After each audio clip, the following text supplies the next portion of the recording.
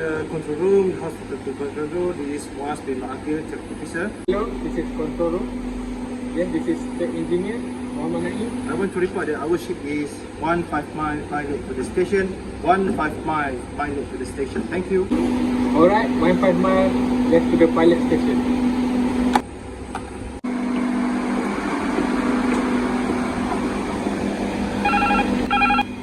Hi, this is Engineer Adam.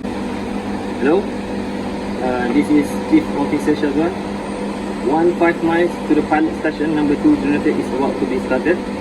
From control room, report the running condition please. Alright, 15 miles to the pilot station. Number 2 generator is about to be started from control room. Let's go.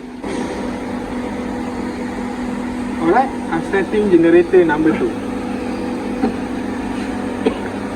Hey guys, gas temperature number 1 cylinder is rising a little bit faster. It will settle down also.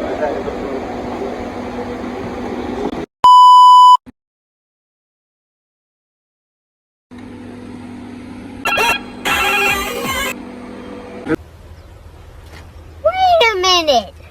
Who are you?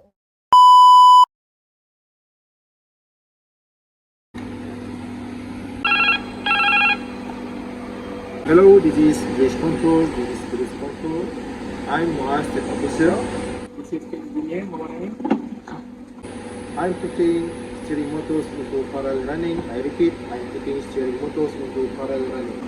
Alright, I will beginning the parallel running of the steering motor. Thank you. Steering motor are now running in good condition. Please report the running. Okay, thank you. Steering motor is now running in good condition. Alright, steering motors are now in running in good condition. Number 2 generator seems to be okay.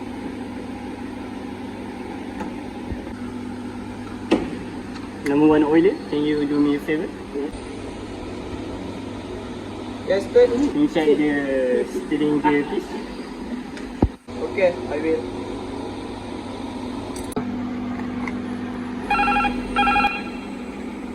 Alright, number 2 generator is in good order. I am starting parallel running of number 1 and 2 generator.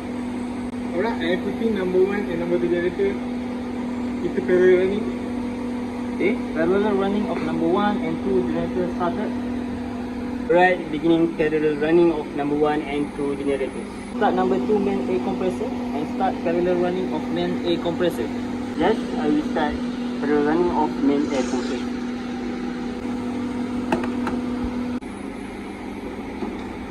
Mr. Satu?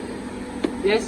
Can you please start the number 2 main air compressor and start parallel running please? Okay, sure. I will do it. And make sure you open the magnetic valve just in case. Okay, sure. Got it.